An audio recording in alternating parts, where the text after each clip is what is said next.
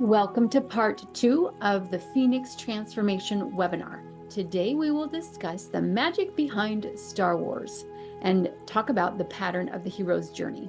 This will help you to recognize where you are along your journey.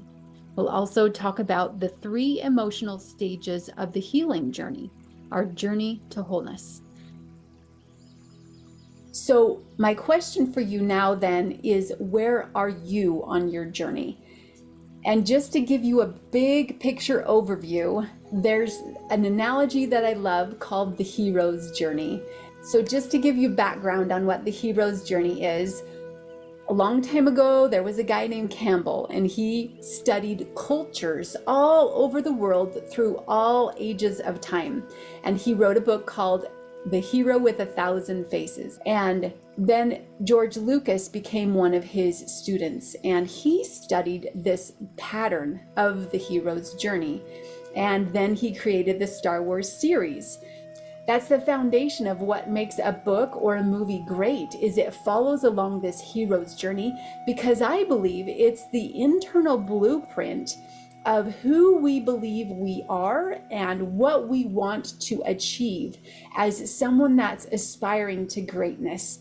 So the hero's journey is all about someone that begins in their ordinary world, and they have their ordinary routine, and then they have this call of something that they feel that they need to do, and then they go out on an adventure to become someone on the inside, but also on the outside to accomplish this desire that they want to do. There's 12 points along the hero's journey that you can look at more in detail. But for today, what I would like to share with you is the 3 stages that I have noticed along my hero's journey.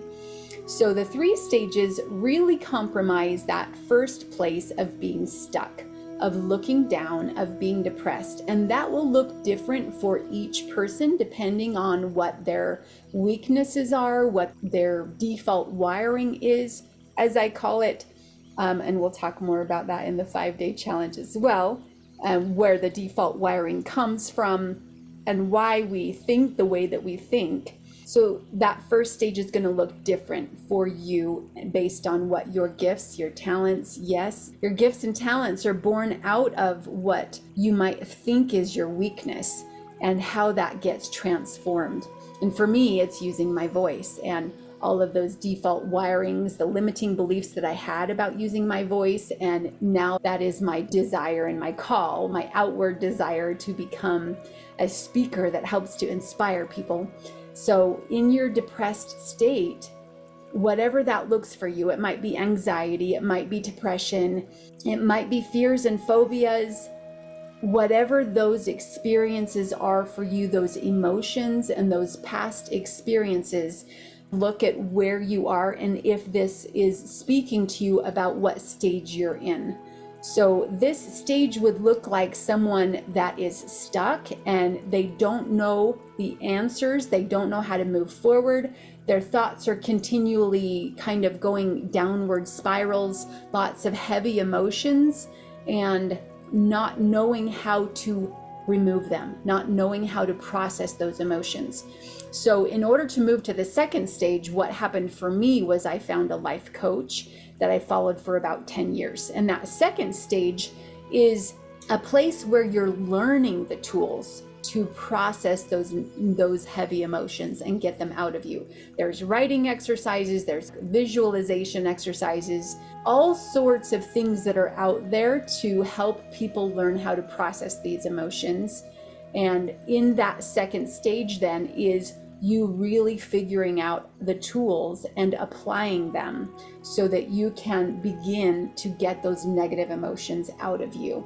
And that really is what the second stage is about removing that negative emotion. I use hypnotherapy for that tool because it is the fastest possible way to be able to get those negative emotions out and to really rewrite those stories of the past. We can talk about that more at the end of today to help you to see exactly what hypnotherapy is and if that can be a tool that you would consider using. The second stage is all about making huge efforts to transform and to really be brave, to face your fears. Sometimes there's that skeleton in the closet idea of, I can't look into that place. For me, that was the fear of seeing who I really was and not liking that person.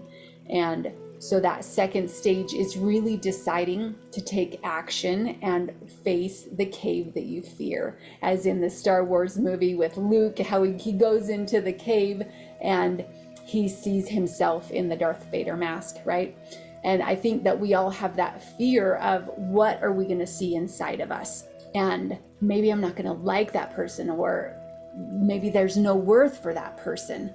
But facing that fear, it then dissipates, and then you get to find out the truth about who you really are and the amazing person that you are. And the second stage is really about burning down that old part and deciding to make that effort to change your thoughts, to be very diligent in all the tools that you can gain in processing all of those negative emotions. This is the stage where you have learned the foundation of your identity, who you are, what you are born to do, and that begins the third stage. The Phoenix is something that's totally inspiring for me. As I went through my third divorce, a good friend gave me a picture of the Phoenix. I had never heard of it before, but she told me about the story of the Phoenix, how it burns itself down, burns down the old part so that it can be reborn to a new part. And I think that's truly what this whole huge transformation journey is about. There's an old part of us, either the fear, whatever is causing the limitations, that old part, burning it down so that you can truly be reborn and create that new part that can fly. And then the third stage is the Phoenix flying, where you truly are living what you desire. For me, that is building a business, but for you, that could be whatever it is you feel like your purpose is, the thing that you want to do. I've mentioned in another video before, when I was 12, I imagined myself being a speaker because I saw someone else inspiring people, and that was the whisper in my heart that was calling me, that who I wanted to become and what I wanted to do. For you, that might be different. That might be creating something, that might be being a mom, that might be being a good friend. Whatever the whisper it is in your heart, I believe that there is a purpose that you were born for, something only you can do, something that will utilize your gifts and your talents and the unique perspective that you have in the way that you see the world.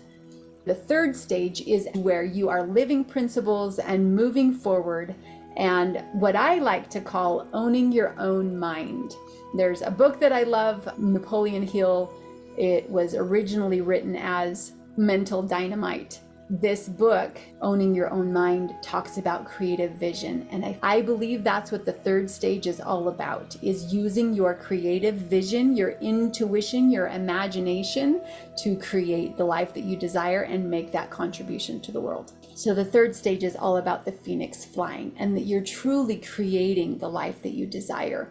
You're spreading your wings. You have all of those tools that you've learned to use, and now it's time to fly. One other piece I want to say about the third stage is I believe that each of us, when we give that contribution to the world and we do the thing that we believe is going to make the world a better place, that it's like a puzzle of the whole earth coming together to become whole.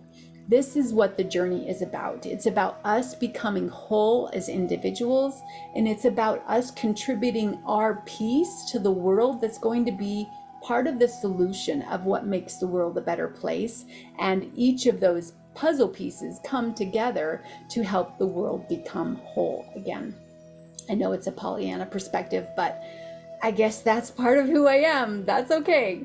I am optimistic that the world can become better as we individually live our purpose. So where does that put you on your journey? I kind of like to give it a number scale of energy levels. So like if we say on the lowest level of the first stage of being stuck would be on a scale from like 1 to 25, something like that. And of course it comes in gradients. It's not all one stage and you're stuck there. And sometimes you can be in 2 stages at the same time, and sometimes you bounce between stages. So just look at where you feel like you resonate with the stages and where your emotional waves are taking you through the day. So the first stage would be like on a number energy scale of 1 to 25, and the second would be like 26 to maybe 75-ish, and then the third stage would be like 76 to 100 of the percent of the capacity that you truly have for greatness, the way that you can live your purpose and create the life that you desire. If you're struggling with this and your brain is trying to complicate things by analyzing, just close your eyes for a second and ask, what is my number today? And just let your subconscious mind bring up a number for you. 76, 25, 51, whatever number is coming up for you, put that in the chat. I would love to know where you feel like you are in these 3 stages.